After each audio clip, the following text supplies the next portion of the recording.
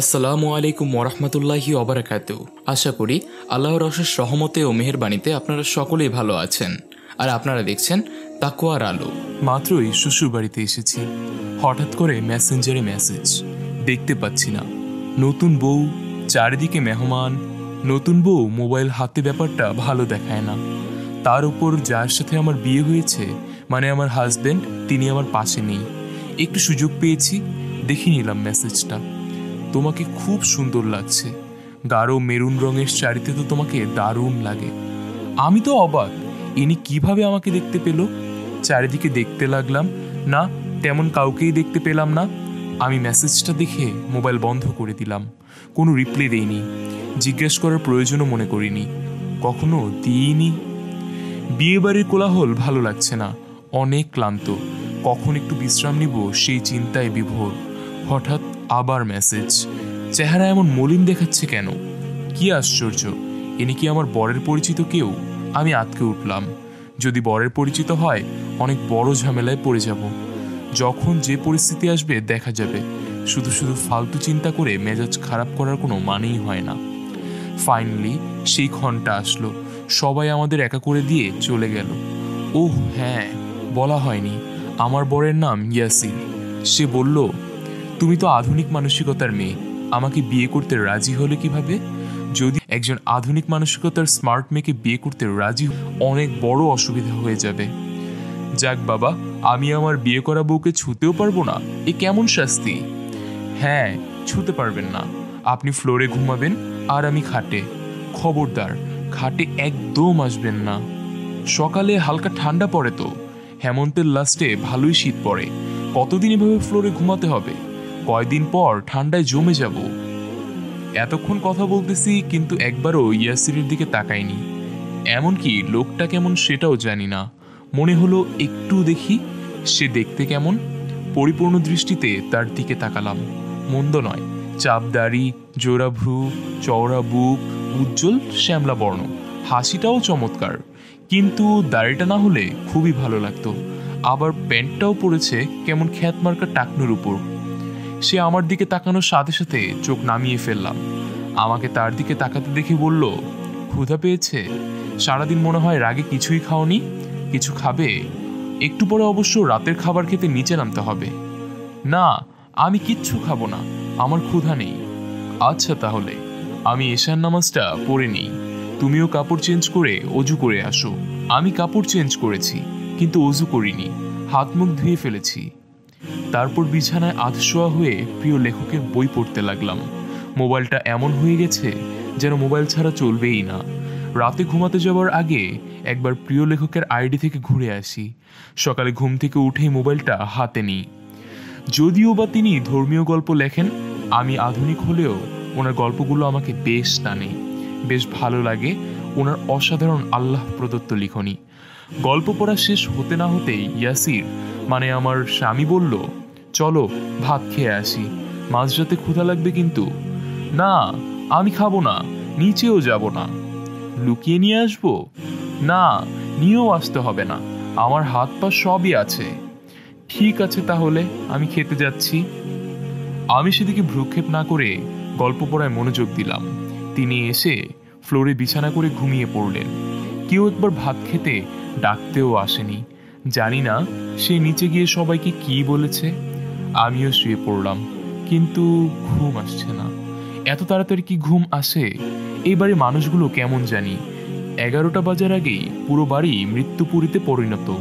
অবশ্য শহরের বাহিরের দিকেই বাড়িটা, কিছুটা গ্রাম গ্রাম ভাবও আছে। শুনেছি আমার বরের বাবা মা গ্রামেই থাকে, গ্রামের বিশাল সম্পদের দেখাশোনা করে। এখানে শুধু ইনিই থাকেন, একজন কাছের মানুষ সহ। আমার মাথায় আসে না পুরুষ মানুষ কি কাজ করবে। অবশ্যই ইনার বাবা মা মাঝে মাঝে এসে কিছুদিন থেকে যান। সারাদিন কি কি হয়েছে আমার সাথে ভাবতে ভাবতে হঠাৎ ক্ষুধা লেগে উঠল। কিন্তু কি করব, নতুন বাড়ি, নতুন বউ, কোথায় কি আছে জানি না। কি খাবো? এত রাতে নিচেই কিভাবে যাই? নিচে গেলেই কে কি বলবে যদি কেউ দেখে ফেলে? একবার কি ইয়াসিরকে ডাকবো? না না, ডাকবো না, উনি তো খেতে বলেছিলেন, আমিই খাইনি, আবার ওনাকে কিভাবে ডাকবো? আমারও না এত ক্ষুধা লাগে। আস্তে আস্তে ওনার পাশে গেলাম। এই যে শুনছেন, শুনুন, শুনুন না। উফ, বিরক্তিকর। এতবার ডাকার পরও কেউ কিভাবে এত এত ঘুমায়? অনেক ডাকাডাকির পর অবশেষে উনি চোখ তুলে তাকালেন। কি হয়েছে? না মানে ঘুম আসছে না, ভালো লাগছে না। বই হবে? কি ধরনের বই? থ্রিলার টাইপের? উনি অন্য রুম থেকে সাইমুম এক নামে একটা বই এনে দিলেন। বইটা দিয়েই উনি আবার ঘুমাতে চলে যাচ্ছেন। ক্ষুধার কথা বলতে গিয়েও বলতে পারলাম না। উনি আবার নাক ডাকা শুরু করলেন। মোটা মানুষেরাই নাক ডাকে, ইনার ওয়েট তেমন নয় তাও নাক ডাকে। আমি আবার ডাকতে গেলাম, শুনছেন? এই যে শুনুন। উফ, উঠে না। একটু আধো আধো চোখ খুলে বলল, আবার কি হলো? শার্লক হোমস আছে? শার্লক হোমস এনে দিল। আমি উনার দিকে তাকিয়ে আছি। কিছু বলবে? না মানে ক্ষুধা লেগেছে। যাক বাবা, কিভাবে যেন বুঝে গেল। নিচের দিকে তাকিয়ে রইলাম। আসো নিচে যাই। নিচে গিয়ে আমি ডাইনিংয়ে বসে আছি। উনি ফ্রিজ থেকে খাবার নিয়ে ওভেনে গরম করে নিয়ে আসলেন, আর আমি গপাগপ খেয়ে যাচ্ছি। লক্ষ্য করলাম উনি তৃপ্তি নিয়ে আমার দিকে তাকিয়ে আছে। মনে মনে বললাম, ইনি ধার্মিক হলেও ভালো মানুষ, কেয়ারিং। কিন্তু শুনেছি দাড়িওয়ালা হুজুরেরা তো ভালো হয় না। হয়তো ভালো মানুষের অভিনয় করছে আমাকে পাওয়ার জন্য। যাই হোক, এভাবে তাকিয়ে থাকলে কিভাবে খাবো? বললাম, এভাবে তাকিয়ে আছেন কেন? আপনি খাবেন? তুমি তো জিজ্ঞেসই করনি আমি খেয়েছি কিনা। জিজ্ঞেস করার কি আছে? আপনি তো খাওয়ার জন্যই নিচে এসেছিলেন। তিনি কিছু না বলেই মুখটা মলিন করে চুপ করে থাকলেন। কেন জানি না, খুব মায়া হলো। বললাম, খাননি? এবারও কিছু বললেন না। আসুন আপনিও খেয়ে নিন। এবার উনি সহাস্যে প্লেটে খাবার নিলেন। বুঝতে পারলাম সত্যিই উনি খাননি। খাননি কেন? আমার মিষ্টি বউটাকে রেখে কিভাবে খাই? খবরদার আমাকে বউ বলবেন না। তো বউকে বউ না বলে কি বলবো? আমি আর কথা না বাড়িয়ে চুপচাপ খেয়ে উপরে চলে আসলাম। বিয়ের রাতেই আবার মেসেজ। এত রাত পর্যন্ত জেগে আছো কেন? ঘুমিয়ে পড়ো, শরীর খারাপ হবে। সারাদিন মোবাইলে কি করো? আজীব, আমি তো প্রতিদিনই রাত জাগি। এই বেটা বোধ হয় দেখেই না। ইচ্ছে হচ্ছিল কঠোর করে রিপ্লে দিতে, কিন্তু বরাবরের মতোই রিপ্লে না দিয়ে নিউজ ফিডে চোখ বুলাচ্ছি। আমার বিবাহিত জীবনে আগুন লাগাতে চাই। বিবাহিত জীবন? আরে কিসের বিবাহিত জীবন? যে বিয়ে আমার ইচ্ছাতেই হয়নি সেখানে আবার কিসের বিবাহিত জীবন? কিন্তু যাই হোক, বিয়ে যখন হয়ে গেছে, আমি তো এখন কারো ঘরের বউ। আমি বোধহয় পাগল হয়ে যাচ্ছি। নিজের মনেই কি সব বিড়বিড় করে বলে যাচ্ছি।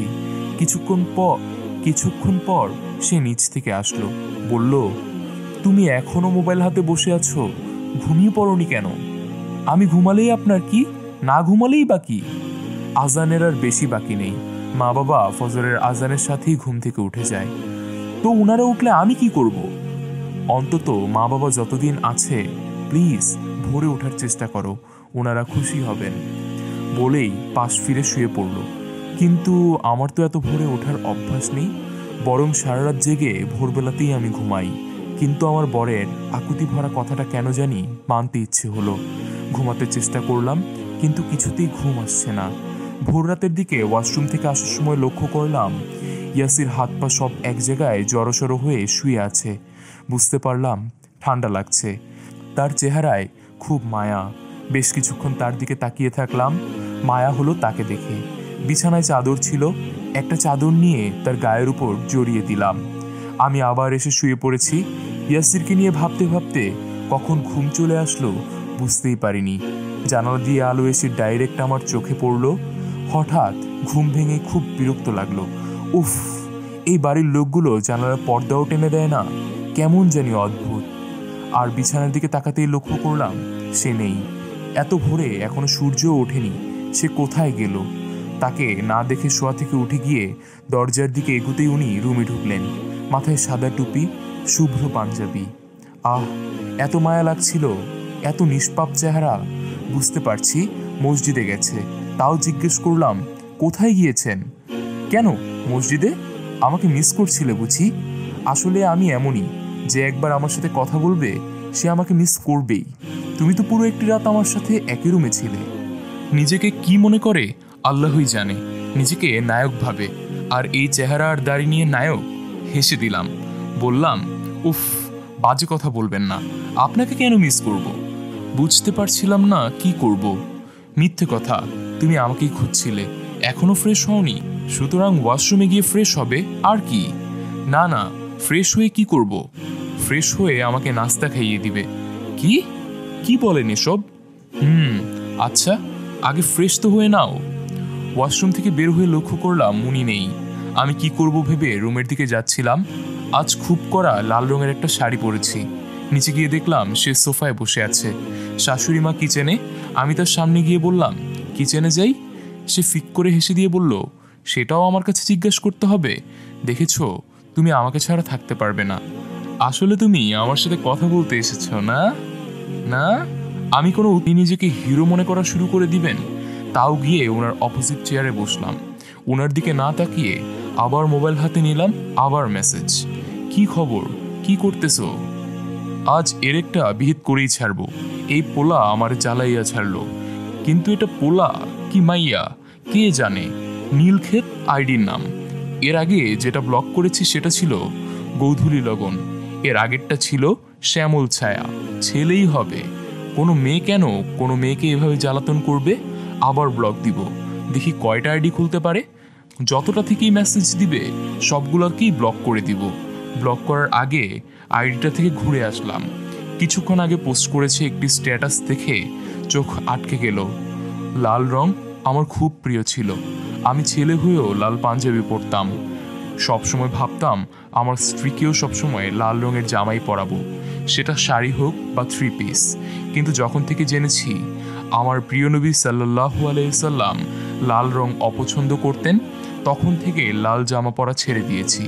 প্রিয় নবী সাল্লাল্লাহু আলাইহি সাল্লামের সবুজ রং পছন্দ, তখন থেকেই সবুজ রং হয়ে উঠল আমার প্রিয়। কি অদ্ভুত, মনে হচ্ছে কথাগুলো আমাকেই বলা হচ্ছে। আমিও কড়া লাল শাড়ি পরে আছি। খুব আনইজি লাগছিল, যদিও এত বেশি ধর্ম মানি না।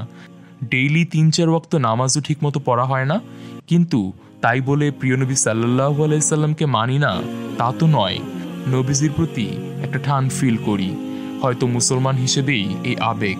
আইডিটাকে ব্লক করতে গিয়েও ব্লক করলাম না, কিন্তু খুব অস্বস্তি লাগছে। এই শাড়িটা না খোলা পর্যন্ত আমি শান্তি পাবো না। সোফা থেকে উঠে রুমে চলে আসলাম। শাড়িটা চেঞ্জ করে নিচে নামতেছি, আবার টুং করে মেসেজ। তুমি তো বেশ ভালো মেয়ে, আমার কল্পনাও ছিল না তুমি এত ভালো মেয়ে। কেন আমাকে ভালো বললো? আমি কি এমন ভালো কাজ করলাম? হঠাৎ আমার সন্দেহ হলো, এই নীলক্ষেতের মালিক ইয়াসির নয় তো? ওনার দিকে ভালো করে তাকালাম, না, ওনার হাতে তো মোবাইল নেই। উনি মন দিয়ে হাতে কি যেন একটা বই পড়তেছেন। এখান থেকে বুঝতে পারছি না কি বই। কাছে গিয়ে দেখলাম ফেলুদা। ওমা, আমি অবাক, উনিও রহস্য গল্প ভালোবাসেন? এসব তো আমার পছন্দের বই। ধ্যাত, এখন পর্যন্ত ওনার বুকশেলফটাই দেখলাম না। কি কি বই আছে? তবে বেশ ভালোই লাগছে। আমিও বই পোকা, উনিও। টাইম পাস করার প্রচুর উপাদান মজুদ আছে, কিন্তু যতই বইয়ে মনোযোগী হোক আমার ওনার প্রতি সন্দেহটা গেল না। কিন্তু আমি জানতে চাই মেসেজ দানকারী উনিই কিনা। উনি হওয়ার যথেষ্ট সম্ভাবনা। যেদিন ওনার সাথে আগ্ধ হলো সেদিন থেকেই এসব মেসেজিং শুরু হয়েছিল। আমি সোজা ওনার পাশে গিয়ে ওনার হাতটা ধরে উপরের দিকে, মানে রুমের দিকে রওনা দিলাম। আরে কি হলো, হাত ধরে টানতে হচ্ছে কেন? আমাকে বললেই তো আমি যাচ্ছি। বুঝতে পারছি, আমার হাত ধরতে ইচ্ছে হচ্ছে। রুমে গিয়ে কি করবে বলো না? চুপচাপ রুমে চলুন, কোনো কথা বলবেন না। কথা বললে বুঝি কেউ শুনে ফেলবে? ঠিক আছে ঠিক আছে, আপনার যাই ইচ্ছা তাই করবেন। অগ্নিদৃষ্টি দিয়ে একবার তার দিকে তাকিয়েই হাঁটা দিলাম। আমি এসে বললাম, আপনার মোবাইল করেন? আহা, বউয়ের ডান হাত কাইটটা গেছে, এখন খানা কিভাবে খাইবো? কাল রাতেও বাপের বাড়ির লেগা কাইন্দা কাইন্দা খাবার খায় নাই। ওই আসির বাবা যান না, আমি এমনটা ভুলেও ভাবিনি। আর ভাবলেও কি, হুজুররা তো এমনই হয়। হুজুরদের মধ্যে রোম্যান্স নেই বললেই চলে। কি রোম্যান্স কাকে বলে দেখাবো? হু হু, তুমিও বলতে পারবো না, কারণ তোমার পরিবার তোমাকে তুমি করে ডাকে। না, ডাকবেন না, আমার হাতটা ধরে বলল, এই যে হাত ধরলাম। আমি চোখ বন্ধ করে জোরে একটা শ্বাস নিলাম, বললাম, হাফ ছেড়ে বাঁচলাম। সে মনটা খারাপ করে, ধ্যাত, আজ ভাগ্যটাই খারাপ, শুধু হাতটাই তো ধরতে চেয়েছিলাম, এই এতটুকু চাওয়াও পূরণ হলো না। আমি ওই দিনের এসব কিছু ভেবে মুচকি মুচকি হাসছিলাম। সে বলল, কি এখনো কি আমার কাছ থেকে দূরে থাকতে চাও? আমাকে অপছন্দের কারণ কি শুধুই দাড়ি, না আমার চলাফেরা হুজুরের মতো বলেই? জানো, তোমার সাথে আমার বিয়েটা আল্লাহর স্পেশাল রহমতের ফসল। বললাম, জানি না, তবে বিয়েটা খুব অদ্ভুতভাবে ঠিক হয়েছে, যেটা কেউ ভাবতেও পারবে না। হঠাৎ করে ওকে অপছন্দ হওয়ার কথা ভুলে গেলাম। বললাম, আপনার কথা দাদা ভাই প্রায় আমার বলার কি আছে? আপনি কোনোদিন মসজিদে না আসলেই দেশের বাইরে গিয়েছিলেন, ওর পরের বারেই তো আপনার নাম্বার নিয়ে এসেছিলেন। আমার কথার মাঝখানে থামিয়ে দিয়ে বলল, আর দাদা ভাই একদিন আমাকে বলল, তুমি বিয়ে করছো না কেন? আমি মিষ্টি হেসে বললাম, সেটা আমার আব্বা আম্মাকে বলেন, আমার চাওয়ায় কিচ্ছু হবে না, এমনিতেই বলেছি। কিন্তু দাদাভাই যে আমার কাছে বাসার ঠিকানা নিয়ে সত্যি সত্যি আমাদের বাসায় চলে যাবে ভাবতেও পারিনি। আমরা যেহেতু একই এলাকায়, দাদাভাই আমাদের সম্পর্কে সবই জানেন, আসা যাওয়া ছিল না আর কি। তোমার দাদাভাই নিজের নাতির জন্যই যে আমাকে বিয়ের প্রস্তাব দিবে ভাবতেই পারিনি। আচ্ছা, তোমার দাদাভাই হঠাৎ করে আমাকেই কেন তোমার জন্য পছন্দ করলো? আমি একটু রাগী ভাব নিয়ে বললাম, সেটাই তো আমার কষ্টের কারণ। দাদাভাই জানতেন আমার কেমন ছেলে পছন্দ, খুব স্মার্ট, সুদর্শন, কিন্তু নামাজি। নামাজি চেয়েছি তাই বলে দাড়িওয়ালা আনস্মার্ট নয়। একদিন নাকি দাদাভাই মসজিদে সালাম ফিরিয়েছেন, অমনিতেই আপনার দিকে চোখ গেল। হঠাৎ মনে হলো, এই ছেলেটাই আমার সুমাইয়ার জন্য পারফেক্ট। এই ছেলেটাই আমার অভিমানী, জিদ্দি, নরম হৃদয়ের সুমাইয়াকে সঠিকভাবে সামলাতে পারবে। ব্যাস, ওই দিনই আপনাকে বিয়ের কথা বলেছিলেন।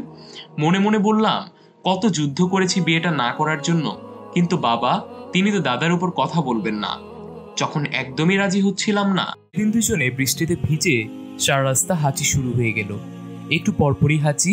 ক্লান্ত হয়ে কখন ওর কাঁধে মাথা রেখে দিলাম নিজেই বুঝতে পারিনি।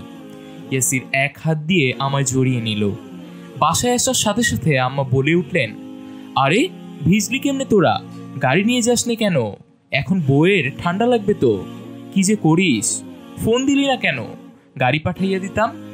না না, গাড়ি নিয়ে গিয়েছিলাম তো। কিন্তু আচ্ছা, কিন্তু বাদ দে, দেখ বউয়ের ঠান্ডা লেগে গেছে, তুই বউরে মাথা মুছে দে, কাপড় বদলাইয়া ফেল, আমি রহিমারে দিয়ে গরম পানি পাঠাইতাছি, গরম বাষ্পের ভাব নিলে হাঁচি চলে যাইব। রুমে এসে ইয়াসির নিজের মাথা মুছার আগে তোয়ালে নিয়ে পরম স্নেহে আস্তে আস্তে আমার মাথা মুছে দিচ্ছে, আর আমি তার দিকে তাকিয়ে আছি। একটা মানুষ এতটা কেয়ারিং কিভাবে হয়? কেন জানি না, বাধা দিতে মন চাচ্ছে না। মন চাচ্ছে আমি আরও অনেকবার ভিজি, আরও আরও।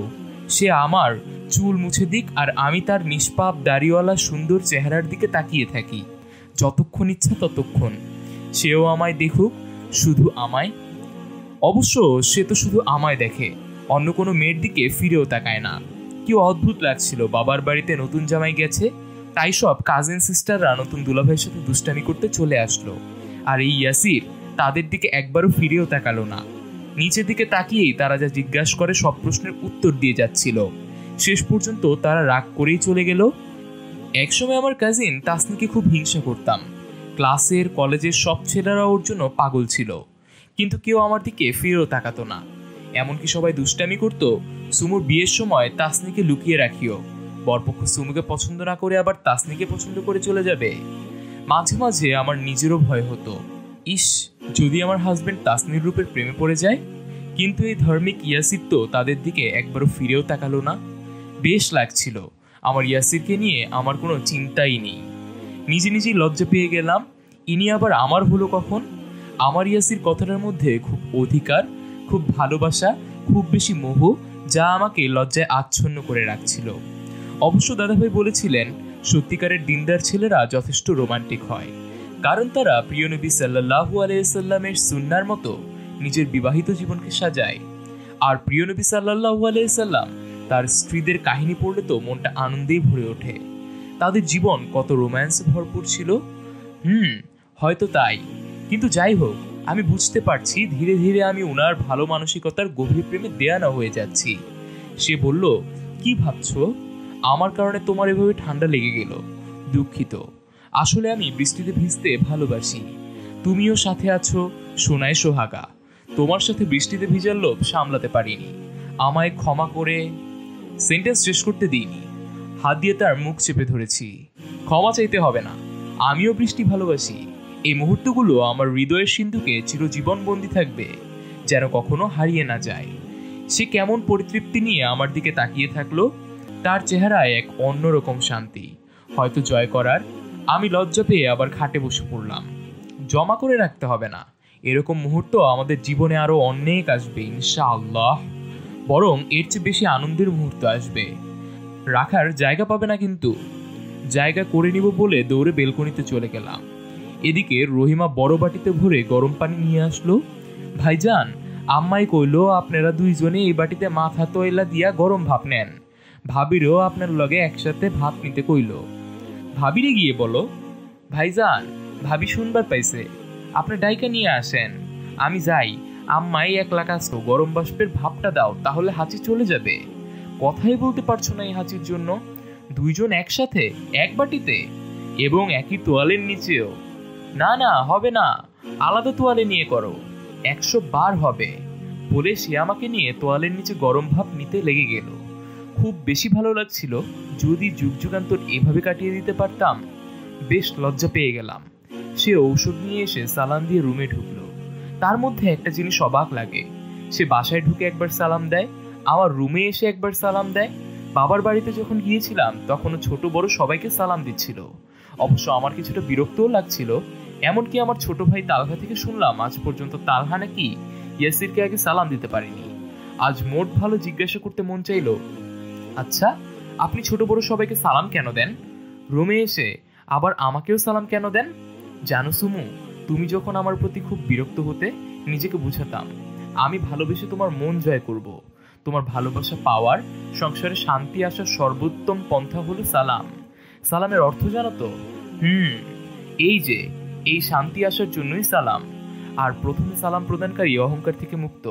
আর আমি সালাম দেওয়ার পর তুমি যদি সালামের উত্তর না দাও তবে গুনাহগার হবে।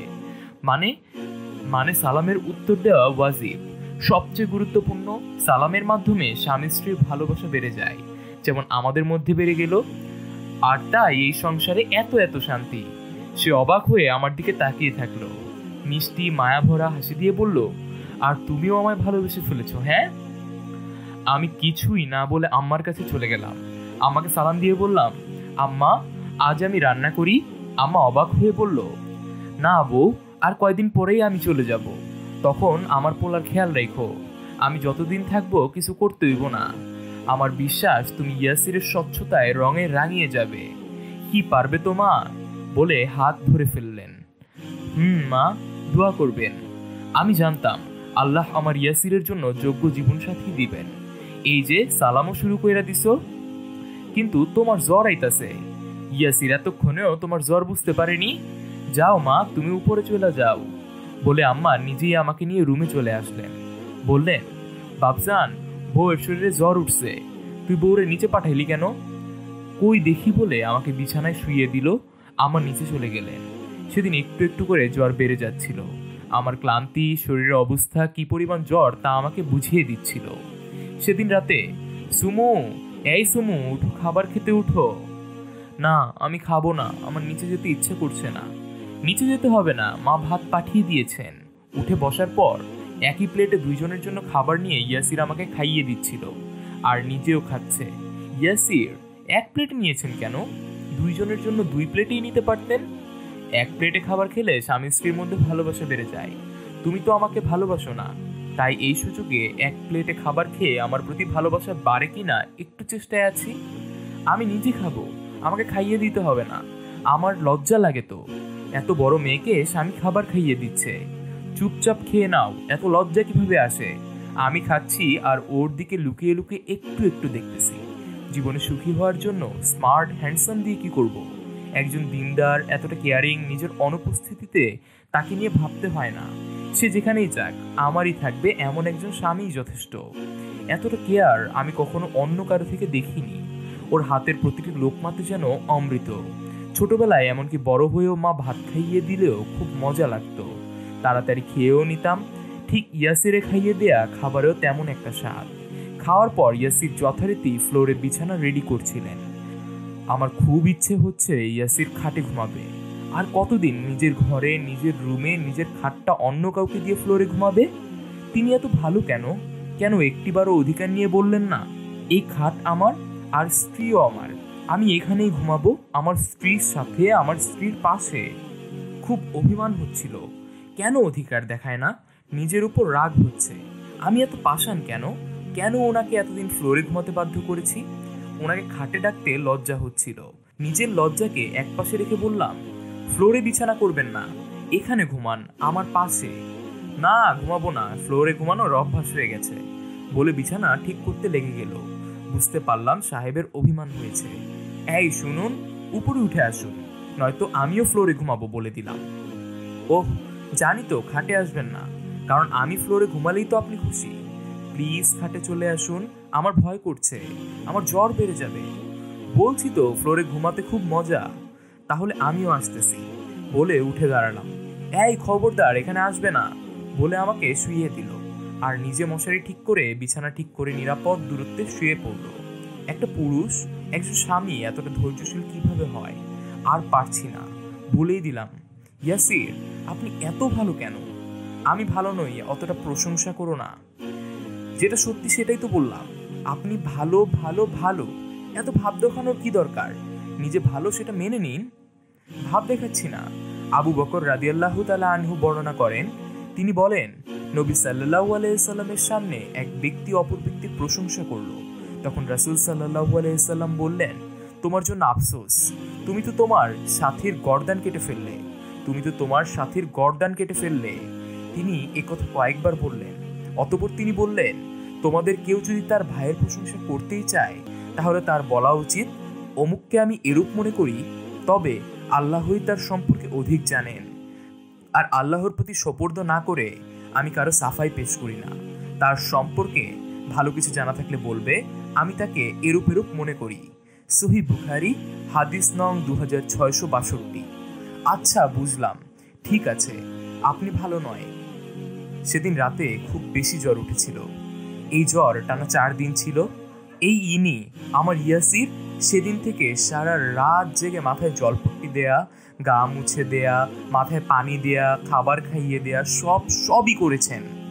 আমি চোখ বন্ধ, আধা হুশ আধা বেহুশের মধ্যেও ওনাকে দেখতাম। অতিমাত্রায় জ্বরে প্রলাপ বকতাম। এই যে শুনুন, জ্বর হয়েছে, গা মুছে দেওয়ার বাহানায় ঘন ঘন আমার গায়ে হাত দেবেন না। খবরদার, আমার গায়ে হাত দিলে অনেক অসুবিধা হয়ে যাবে কিন্তু। ইয়াসির আমার কথায় কান্না দিয়ে ওয়াশরুম থেকে তোয়ালে ভিজিয়ে এনে গা মুছে দিতেন। বেশ কয়েকবার জ্বরের মধ্যে বাধা দিতে চেষ্টা করেছি। উনি ধমক দিয়ে বললেন, চুপ করে শুয়ে থাকো, একটা কথাও বলবে না, যা করছি করতে দাও। আমিও আর কিছু বলার মতো অবস্থায় ছিলাম না। শাশুড়ি মাঝে মাঝে এসে দেখে যান। সেদিন বললেন, মা রে, ভাগ্য গুণে এমন স্বামী আল্লাহ মিলাইয়া দেন। আমার ইয়াসিরকে কষ্ট দিস না, তোকে অনেক ভালোবাসে। নিজের ছেলে বলে কইতাছি না, খুব বড় পুণ্যের কাজের বিনিময়ে আল্লাহ আমাকে এমন সন্তান দিয়েছে। সত্যি আমি ভাগ্যবতী, যাকে এত কষ্ট দিয়েছি সে আমাকে পরম স্নেহে আগলে রাখছেন। একটু সুস্থ হওয়ার পর বললাম, আপনি ঘুমান, এতদিন ঘুমোতে পারেননি। ঘুমিয়েছি তো, যখন তুমি ঘুমাতে আমিও ঘুমাতাম। তাহলে এখন একটু আমার সাথে ঘুমান, আমার খুব ঘুম পাচ্ছে। আচ্ছা ম্যাডাম। এত দূরে নয়, জ্বরের সময় যেভাবে আমার হাতটি ধরে ঘুমাতেন তেমনি ভাবে। তো তুমি সব জানো, নিশ্চয় আরো কিছু জানো জ্বরের সময় কি কি করেছি, সেগুলো করবে কিন্তু বলে সে আমার কাছে আসতে চাচ্ছিল। আমি দৌড়ে পালাতে চেষ্টা করেও ব্যর্থ হলাম। অনেকদিন মোবাইল হাতে নেইনি।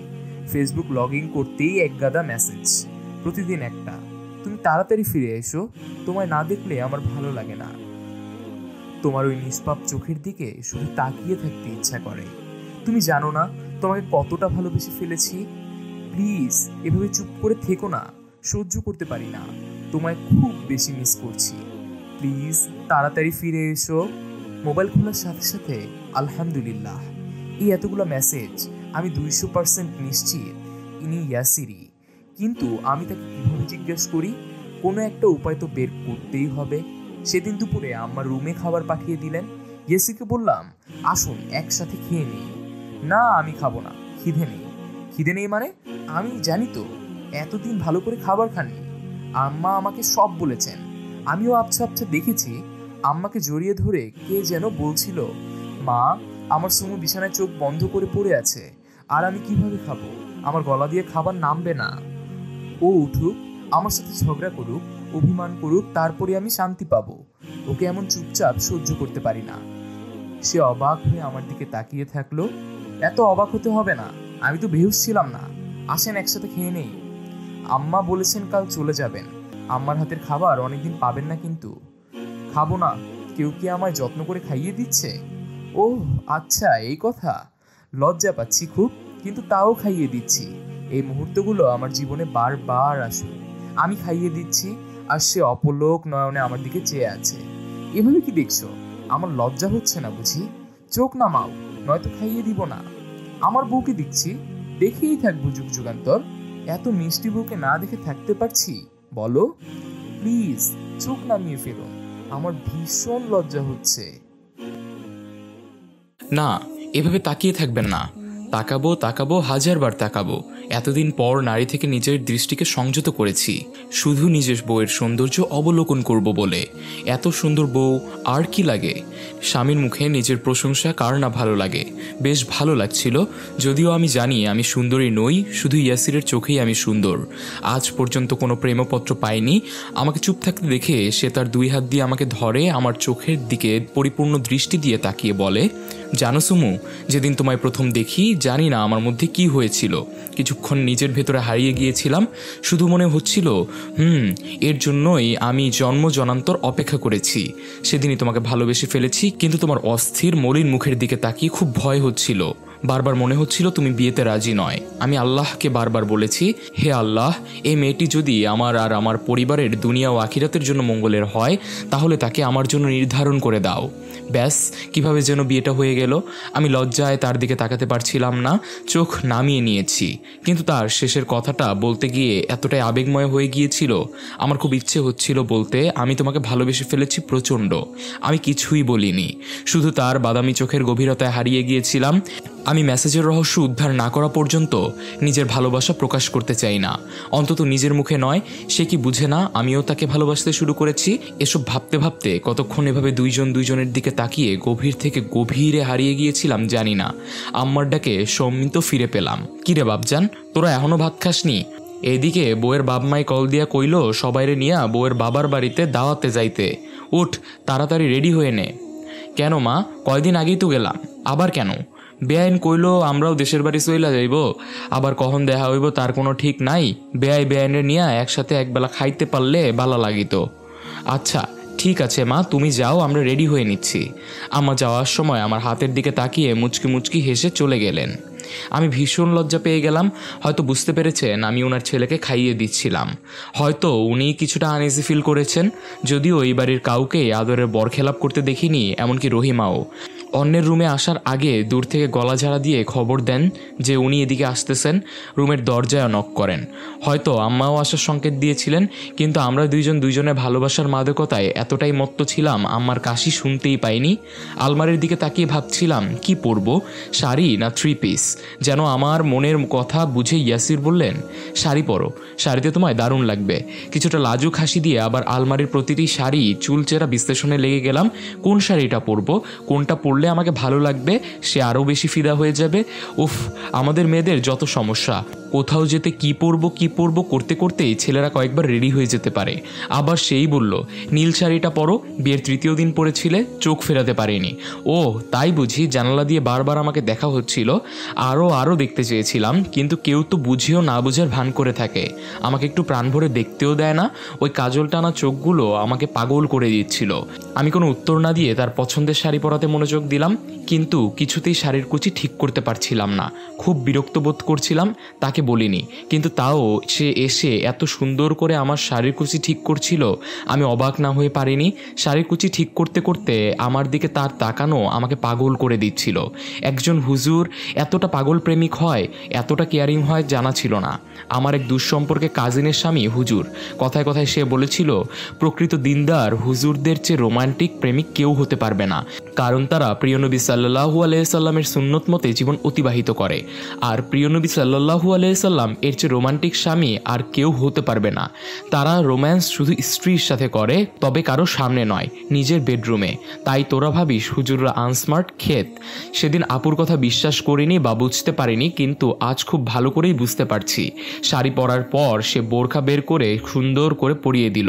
আমি শাড়ির উপর হেজাব পরতে চেয়েছি, কিন্তু সে এতটা মায়া নিয়ে আমাকে বোরখা পরিয়ে দিচ্ছিল, মানা করতে পারিনি। বোরখা প্রতিটি বোতাম সে সুন্দর করে ঠিক করে দিল। আচ্ছা ইয়াসির, আমি তো তোমার সাথেই যাচ্ছি, আর গাড়িতেও বোরখা পরতে হবে কেন? নর্মালি হিজাব তো পড়লামই। শোনো, আল্লাহ বলেন তোমরা স্বগৃহে অবস্থান করো, প্রাচীন জাহিলিয়াতের যুগের নারীদের মতো নিজেদের প্রদর্শন করো না। সূরা আজহাব 33। উম্মে সালামা রাদিয়াল্লাহু তাআলা আনহু বর্ণনা করেন, আমি এবং মাইমুনা রাদিয়াল্লাহু তাআলা আনহু রাসূল সাল্লাল্লাহু আলাইহি সাল্লামের কাছে উপস্থিত ছিলাম। এমন সময় অন্ধ সাহাবী ইবনে উম্মে মাখতুম রাদিয়াল্লাহু তাআলা আনহু সেখানে আসতে লাগলেন। তখন রাসূল সাল্লাল্লাহু আলাইহি সাল্লাম বললেন, তোমরা তার থেকে পর্দা করো, আড়ালে চলে যাও। আমি বললাম, ইয়া রাসূলুল্লাহ, তিনি তো অন্ধ, তিনি তো আমাদের দেখতে পাচ্ছেন না। তখন রাসূলুল্লাহ সাল্লাল্লাহু আলাইহি সাল্লাম বললেন, তোমরাও কি অন্ধ? তোমরা কি তাকে দেখতে? সুঘ্রাণের লেডিস পারফিউমই আমি ইউজ করি। এটা কি দিলে? এটার স্মেল কেউ নিতে পারবে না।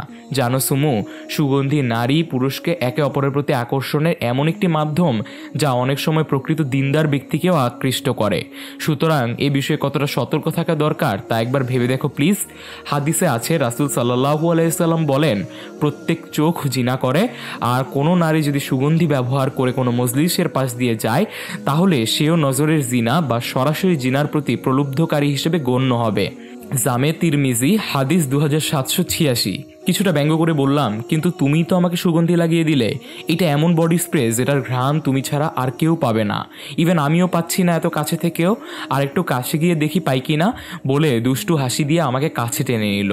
আমি দৌড়ে পালাতে পালাতে বললাম, ইয়াসির, দেরি হয়ে যাবে, আম্মা অপেক্ষা করছেন, আপনাকে বকা দিবেন কিন্তু। ওমা, নিচে নেমে দেখি কেউই নেই। আম্মার রুমে গিয়ে দেখলাম কেউই নেই। আবার সেই টুং করে মেসেজ, তুমি শুধু আমার, তোমার সব কিছুই আমার, শুধুই আমার।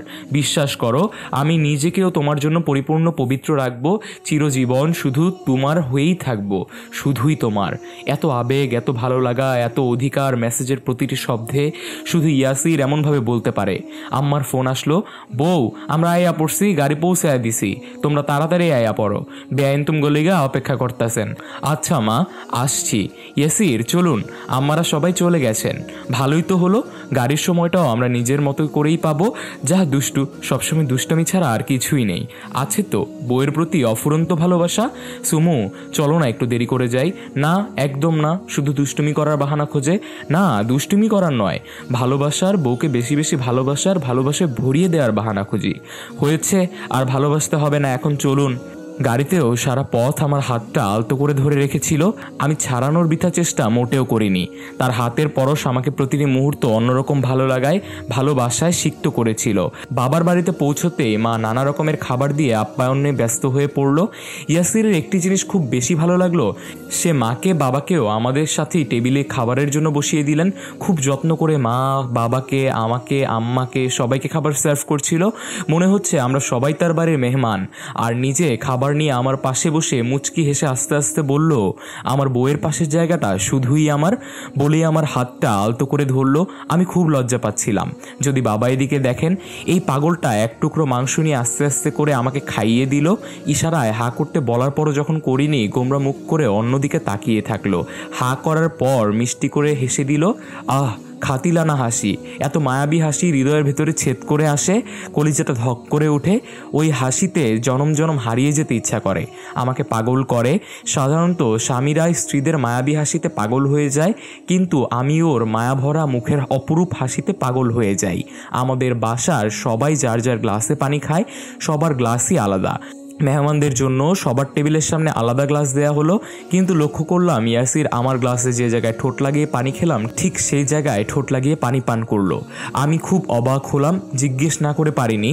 বললাম, ইয়াসির, আপনাকে তো আলাদা গ্লাস দেওয়া হলো, কিন্তু তাও আমার গ্লাসে আমার ঠোঁট লাগানো জায়গায় ঠোঁট লাগিয়ে পানি খেলেন কেন?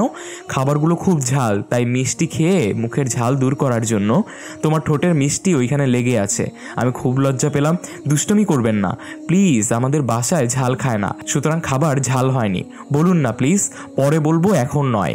আমিও কিছু না বললে চুপ হয়ে থাকলাম। খাবার পরে মা ডেজার্ট আনতে গেলেন আর ইয়াসির টেবিলের নিচে আমার হাতটা ধরে থাকলেন। বললাম, আমি কোথাও পালিয়ে যাব না তো, এভাবে ধরে থাকতে হবে না। আহা, আমাকে লুকিয়ে প্রেম করতে দাও, আমার বউয়ের সাথে লুকিয়ে প্রেম করব। বউয়ের সাথে লুকিয়ে হালাল প্রেমে আনন্দ। আহা, আরও আগে কেন তোমায় বিয়ে করলাম না? প্রেম করার সময় কি কোথাও চলে যাচ্ছে? বুঝো না কেন? এই সময়টা আর পাবো না। সে বিশ্রাম নিতে রুমে আসলো, সাথে আমি যাইনি। আমি মায়ের সাথে গল্প করছিলাম। আমার ছোট ভাই এসে বলল, আপু তোমাদের ব্যাগে নাকি দুলাভাইয়ের মোবাইল, উনি খুঁজে পাচ্ছে না। উফ, কেন খুঁজে পাবে না? এই ছোট হাতের ব্যাগেও কি মোবাইল খুঁজে পাওয়া যায় না? মা বলল, যা তো মা, খোঁজে নিয়ে আয়, বলে হেসে দিল। এমন লজ্জা পেলাম। এসে দেখি উনি মোবাইল নিয়ে টিপাটিপি করছেন। আপনি না বললেন মোবাইল পাচ্ছেন না? মোবাইল তো আপনার হাতেই। আমি তোমায় খুঁজছিলাম, খুঁজে পাইনি। উফ, অসহ্য। মায়ের কাছে এসেও একটু গল্প করতে দিবে না। সারাদিন বউ বউ আর বউ। জীবনে কখনো কোনো মেয়ে দেখে ফেলবে। আমাদের বাসা তো আর আপনাদের বাড়ির মতো বড় নয়, যা ইচ্ছা করলেই কেউ দেখবে। রুমের সামনে দিয়ে সবাই এই রুম থেকে ওই রুমে যায়। সে এক লাফে উঠে দরজাটা বন্ধ করে দিল। এবার খাইয়ে দাও, আগে আমি দিচ্ছি, বলে সে একটা কমলার কোয়া নিয়ে খুব যত্ন করে পরিষ্কার করে আমাকে খাইয়ে দিচ্ছিল। আমি বড় হা করে পুরোটা নিতেই সে অর্ধেক থেকে নিয়ে নিজে খেয়ে ফেললো। আমি লজ্জা পেয়ে বললাম, অর্ধেক করে করে খেতে হবে কেন? পুরোটা আপনি খান, আরেকটা আমি খাবো। কারণ হজরত আয়েশা রাদিয়াল্লাহু তাআলা আনহু যে গ্লাসে করে পানি পান করতেন, আল্লাহর রাসূল সাল্লাল্লাহু আলাইহি সাল্লাম ঠিক প্রিয় সহধর্মিনীর ঠোঁট লাগা অংশে ঠোঁট লাগিয়ে পানি পান করতেন। যখন আয়েশা রাদিয়াল্লাহু তাআলা আনহু মাংস খেতেন, তখন রাসূল সাল্লাল্লাহু আলাইহি সাল্লাম আয়েশা রাদিয়াল্লাহু তাআলা আনহু হতে মাংসটা টান দিয়ে নিয়ে যেতেন এবং ঠিক আয়েশা রাদিয়াল্লাহু তাআলা আনহু যে দিকটায় ঠোঁট লাগিয়ে খেয়েছেন, একই স্থান হতে তিনি সাল্লাল্লাহু আলাইহি সাল্লামও খাওয়া শুরু করতেন। ও, এই জন্যই বুঝি পানিও এভাবে খেয়েছিলেন? আমার বউটাকে ভালোবাসাও হলো, প্রিয় নবী সাল্লাল্লাহু আলাইহি সাল্লামের সুন্নত পালনের জন্য সওয়াবও হলো। এবার খাইয়ে দাও, নয়তো খাবো না, বলে সে আমার দিকে পরিপূর্ণ দৃষ্টি দিয়ে তাকালো। আবার বলল, প্রিয় নবী সাল্লাল্লাহু আলাইহি সাল্লামের সুন্নত মতে আরও অনেক সওয়াবের কাজ আছে, কিন্তু করব বলে আমার উত্তরের অপেক্ষা না করে আমার কোলে শুয়ে পড়ল। উফ, খুব লজ্জা পেয়ে বললাম, এটাও বুঝি নবী সাল্লাল্লাহু আলাইহি সাল্লামের সুন্নত, নাকি আপনার ইচ্ছা? আলবাত প্রিয় নবী সাল্লাল্লাহু আলাইহি সাল্লামের সুন্নতও আমার ইচ্ছাও। আল্লাহর রাসূল সাল্লাল্লাহু আলাইহি সাল্লাম প্রায় সময় উম্মুল মুমিনিন খাদিজা রাদিয়াল্লাহু তাআলা আনহু এর কোলে মাথা রাখতেন এবং তার মৃত্যুর পর আয়েশা রাদিয়াল্লাহু তাআলা আনহু এর উরুর উপর মাথা রেখে শুতেন। যখন আয়েশা রাদিয়াল্লাহু তাআলা আনহু ঋতুবর্তী অবস্থায় উপনীত হতেন, তখন তিনি সাল্লাল্লাহু আলাইহি সাল্লাম তার উরুর উপর শুয়ে কোরআন তিলাওয়াত করতেন। এভাবে তাকাবেন না, আমার লজ্জা করে খুব। দেখি লজ্জা কিভাবে করে, বলে কাছে আসছিল। আমি তাকে থামিয়ে দিয়ে একটু দূরে সরে যাওয়ার চেষ্টা করে ব্যর্থ হলাম। সে নিজের কাছে টেনে নিল। আবার ছোট ভাই দরজা নক করলো। আমি খিলখিল করে হেসে দিলাম। সেও মুচকি হাসি দিয়ে আমাকে ছেড়ে দিল। দরজা খুলে দেখি আমার বেস্ট ফ্রেন্ড তাসনি এসেছে। আসসালামু আলাইকুম, এতক্ষণে তোর আসার সময় হলো? বলিস না দোস্ত, জ্যামে আটকা পড়েছিলাম। আচ্ছা চল হুজুর দুলাভাইয়ের সাথে কথা বলে আসি। ভাইয়া কেমন আছেন? সে সালাম দিয়ে বলল, আলহামদুলিল্লাহ, আপনি ভালো তো? তাসনি ইয়াসিরের সাথে অনেক কথাই বলল, কিন্তু ইয়াসির একটিবারের জন্য ওর মুখের দিকে তাকায়নি। এমনকি আমার কাছ থেকেও নিরাপদ দূরত্ব বজায় রাখলো। আমি ভেতরে ভেতরে খুব হাসছিলাম, কিছুটা বিরক্তও হলাম। মেয়েদের প্রতি এত লজ্জা কেন? ভাবখানা এমন আমি ভাজা মাছটি উল্টে খেতে জানি না, কিন্তু আমার সামনে এত রোম্যান্স কোথা থেকে আসে? আমার বান্ধবী যাওয়ার সময় আমাকে আড়ালে ডেকে বলল, সুমু, তুই এর সাথে কিভাবে সারা জীবন কাটাবি? তুই সবসময় একজন রোমান্টিক হাজব্যান্ড চেয়েছিস, কিন্তু ইনি তো নিজের বউয়ের কাছে আসতেও লজ্জা পায়। তোদের মধ্যে কি আদৌ কোনো ভালোবাসার সম্পর্ক গড়ে উঠবে? তোর বিয়েও যদি হুজুরের সাথে হয়, তাহলে বুঝবি হুজুররা কেমন। হুজুররা রোম্যান্টিক, তবে তাদের রোম্যান্স শুধু বউয়ের সামনে। তারা অন্য কারো সামনে এবং অন্য কারোর সাথে রোম্যান্টিক হয় না, শুধু বউয়ের সামনেই হয়। ও তুই বুঝবি না। সে এক প্রকার রাগ করেই চলে গেল। রুমে এসে ইয়াসিরকে বললাম, আমার বান্ধবীর দিকে একবার তাকে কথা বললে কি এমন ক্ষতি হতো? ও একটু খুশি হতো আর কি। সুমু জানো, কোরআনে আছে মুমিনদেরকে বলুন তারা যেন তাদের চক্ষুকে অবনত রাখে এবং তাদের লজ্জাস্থানের হিফাজত করে। এটাই তাদের জন্য পবিত্রতম পন্থা। তারা যা করে নিশ্চয় আল্লাহ সে বিষয়ে সম্যক অবহিত। আর মুমিন নারীদের বলুন তারা যেন তাদের চক্ষুকে অবনত রাখে ও তাদের লজ্জাস্থানকে হিফাজত করে। সূরা নূর 30-31। অন্য এক আয়াতে আছে, হে নবীর স্ত্রীগণ, তোমরা অন্য নারীদের মতো নও, তোমরা যদি আল্লাহকে ভয় পাও তবে বিনম্র হয়ে কথা বলো না, যাতে যাদের মধ্যে পৌরসত্ব আছে তারা তোমাদের প্রতি আকৃষ্ট হয়, বরং তোমরা স্বাভাবিক কথা বলো এবং তোমরা অবস্থান করো স্বীয় বসবাসের গৃহে। সূরা আহজাব 32। হাদিসে এসেছে নবী সাল্লাল্লাহু আলাইহি সাল্লাম বলেছেন, যখন কোনো বেগানা মহিলার উপর হঠাৎ দৃষ্টি পড়ে যায় তখন সাথে সাথে দৃষ্টি ফিরিয়ে নিবে, দ্বিতীয়বার আর দৃষ্টি দিবে না, কারণ প্রথম দৃষ্টি তোমার আর দ্বিতীয় দৃষ্টি শয়তানের। বুঝতে পারছো? তাছাড়া পরনারীর দিকে দৃষ্টি দিলে শয়তান ওই নারীকে আমার চোখে সুন্দর বানিয়ে দিবে, ফলে আমার কাছে নিজের স্ত্রীর চেয়ে অন্য মহিলাকে বেশি ভালো লাগবে, আমাদের মধ্যে অশান্তি শুরু হবে, প্রতিনিয়ত ঝগড়া হবে। শয়তান সবচেয়ে বেশি খুশি হয় স্বামী স্ত্রীর মধ্যে ঝগড়া লাগিয়ে দিতে পারলে। জানো তো, আমি শুধু তোমাকেই ভালোবাসতে চাই। মায়ের বাড়ি থেকে আসার সময় আবার মেসেজ, তুমি কেন বুঝো না, আমি চিরদিন শুধু তোমাকেই ভালোবাসতে চাই, তোমার চোখের দিকে তাকিয়ে হারিয়ে যেতে চাই, শুধু তোমায় দেখেই আমার চক্ষু শীতল করতে চাই। প্রায় 3 মাস পর ইয়াসির একটু একটু করে আমার কাছে আসতে শুরু করেছে। ইতিমধ্যে আম্মা সহ আমরা গ্রাম থেকে চলে এসেছি। সেদিন আবার মেসেজ আসলো, খুব সুন্দর মেসেজ। মানুষের জীবনটা বড়ই অদ্ভুত। জীবনে কোনো এক গতিতে সে কখন কাকে কিভাবে ভালো লেগে যায় বুঝে উঠতেই পারি না। সেই ভালো লাগা নীল জ্যোৎস্নাকে হার মানায় উড়ন্ত প্রজাপতির সৌন্দর্যকে, ভালোবাসায় অপছন্দকে, ভালো লাগায় ভয়ঙ্কর গভীর রাতের নিস্তব্ধতাকে। কখনো ঝলমলে রৌদ্রোজ্জ্বল ভোরকেও বিরক্তিতে ঢেকে দেয়। বিরক্তি আসে ঝুম বৃষ্টিতে, প্রকৃতির ঝংকার যখন শুধু বৃষ্টির শব্দই শোনা যায়। ভালো লাগা, ভালোবাসা সবকিছু বদলে যায়, একদম সবই। ভালোবাসি। মেসেজটা পড়েই হঠাৎ করে মাথায় আসলো এই সবই তো আমার আর ইয়াসিরের সাথে হচ্ছে বিয়ের পর থেকে। আমরা একে অপরের ভালো লাগা মন্দ লাগাকে এভাবে নিজেদের সত্তার সাথে মিশিয়ে নিয়েছি। আসলে মিশিয়ে নিয়েছি বললে ভুল হবে, মিশে গেছে আপনা আপনি। যেমন ভাবে ইয়াসিরের আমার ভালো লাগাকে নিজের ভালো লাগার রূপান্তরিত হয়েছে, আমারও ইয়াসিরের মন্দ লাগাগুলো নিজের অপছন্দে রূপান্তরিত হয়েছে। এই নীলক্ষেত অবশ্যই ইয়াসির, কিন্তু আমি উনার মুখ থেকেই শুনতে চাই। আমিও রিপ্লাই দিলাম, কে আপনি? কেন আমার সাথে লুকোচুরি খেলছেন? তুমি কি সত্যি বুঝো না আমি কে? বুঝতে চাই, জানতে চাই। মেসেজটা ভালো করে পড়ো, বুঝতে পারবে, জানতে পারবে। মেসেজে আছে আমি কে। মেসেজের এত জটিল ভাষা আমি বুঝতে চাই না, আপনার কাছ থেকেই জানতে চাই আপনি কে। খাটের সাইড ড্রয়ার খোলো, কিছু একটা পাবে। সাইড ড্রয়ার খুলে এক গুচ্ছ রজনীগন্ধা, সাথে একটা খাম। হাতে নিতে হৃদস্পন্দন দ্বিগুণ 3 গুণ হারে বেড়ে যেতে থাকলো। খামে একটা চিরকুট, ভালোবাসি তোমায় যেমনভাবে তুমি ভালোবাসতে রজনীগন্ধাকে।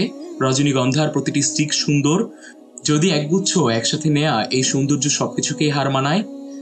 যেমন তুমি আমি আলাদাভাবে সুন্দর, কিন্তু আমরা দুইজন মিলে পরিপূর্ণ, দিনের পরিপূর্ণতা। এই পরিপূর্ণতা সৌন্দর্য পৃথিবীর সব সৌন্দর্যকে হার মানায়। তোমার ভালো লাগা তোমার জন্য অধীর আগ্রহে অপেক্ষায়। হ্যাঁ, রজনীগন্ধা আমার প্রিয় ফুল। আমি চেয়েছিলাম বাসর রাতে আমাকে খুব রোমান্টিক কেউ একগুচ্ছ রজনীগন্ধা গিফট করবে, কিন্তু আমাদের বাসর রাতটা সেরকম কিছু হওয়ার মতো পরিস্থিতি ছিল না। আমি যে তাকে খুব আনস্মার্ট, আনরোমান্টিক মনে করেছিলাম, কিন্তু তিনি আমাকে রজনীগন্ধা কেন দিলেন এই মুহূর্তে? ইয়াসির কোথায়? এটা দ্বারা তিনি কি বুঝাতে চেয়েছেন? এসব ভাবতে ভাবতে আবারও মেসেজ, কিছু বলো। রিপ্লাই দিলাম, কি করব, আপনি কোথায়? মেসেজে ক্লু দেওয়া আছে। মেসেজে ক্লু? আবার পড়লাম, তাহলে ইনি নিচে বাগানে। রজনীগন্ধা আমার বিয়ের কিছুদিন পর বাগানে লাগানো হয়েছে। যখন ইয়াসির রজনীগন্ধার গাছগুলো লাগাচ্ছিল বেশ লাগছিল, আর ইয়াসিরকে এত সুন্দর লাগছিল। এক অন্যরকম ভালো লাগা, সবুজের মাঝে এক দীর্ঘদেহী শুভ্র ব্যক্তিত্ব সম্পন্ন পুরুষ। ভেবেছিলাম হয়তো এমনিতেই লাগাচ্ছে, কিন্তু আমার পছন্দকে সামনে রেখে লাগাবে ভাবতেই পারিনি। নিচে নামতেই আবার খুব সুন্দর একটা গিফট বক্স, তাতে সাইমুমের একটা বই, ধ্বংস টাওয়ার, বইয়ের সাথে একটা চিরকুট। আমি প্রতীক্ষায় আছি আমাদের অংশের, আমাদের ভালোবাসার চিহ্নের, যেভাবে প্রতীক্ষা করি সাইমুমের প্রতিটি পর্বের জন্য। উফ, আবার রহস্য।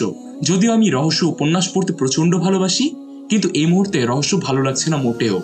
আমি এতদিনে সাইমুম সিরিজের এই বইটি পর্যন্ত পড়েছি, যেখানে গল্পের নায়িকা মারিয়া জোসেফাইন প্রেগনেন্ট।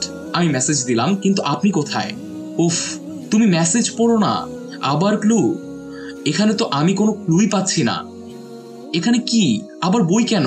ভাবতে ভাবতে মাথায় আসলো ইয়াসির কি স্টাডি রুমে? উফ, এত রহস্য কেন? তবে দারুণভাবে উপভোগ করছিলাম তার এই লুকোচুরি খেলাটা। আস্তে আস্তে স্টাডি রুমে ঢুকে টেবিলের সামনে যেতেই পিছন দিয়ে জড়িয়ে ধরলো। আমি চোখ বন্ধ করে উপভোগ করছিলাম। এই ভালো লাগা বলে বোঝানো যায় না, শুধু সমস্ত অস্তিত্ব মিশে এক সুখকর অনুভূতির ছোঁয়া দিয়ে যায়। সমস্ত রুম এক অপার্থিব পরিবেশ, ভালো লাগায় ভালোবাসায় মিশ্রিত। কপট অভিমান করে বললাম, এতদিন লুকোচুরি খেলেছো কেন? আমার রাগিনী বউটাকে আরো গভীরভাবে ভালোবাসতে মেসেজ পাওয়ার মুহূর্তে তোমার চেহারাটা দারুণ লাগে। তবে এখন বলছো কেন? একটা সুসংবাদ আছে, এত তাড়াতাড়ি বলতাম না, সুসংবাদ দেওয়ার জন্য বলছি। কি? আমরা অল্প কিছুদিনের মধ্যে কানাডা শিফট হবো। কিন্তু কেন? কারণ আলহামদুলিল্লাহ পিএইচডি স্কলারশিপ পেয়েছি, দুইজনেই পাড়ি জমাবো। আমি এক প্রকার চিৎকার করেই বললাম, কি বলছো? কিসের স্কলারশিপ? তুমি তো হুজুর। জি না, আমি হুজুর না। তাহলে তোমার এই লেবাস কেন? এই লেবাস হুজুরের নয়, মুসলমানের। মুসলমান পুরুষদের বাহ্যিক পরিচয় হলো দাড়ি আর টাকনুর উপর প্যান্ট, আর মহিলাদের বাহ্যিক পরিচয় হলো বোরখা। তবে মসজিদে আজান দাও কেন? কয়েকবার বলেছো, ইমামতিও করেছো। আপাতত মোটামুটি ফ্রি ছিলাম, তাই এগুলো করছিলাম। ভালো লাগার আরেক জায়গা মসজিদ।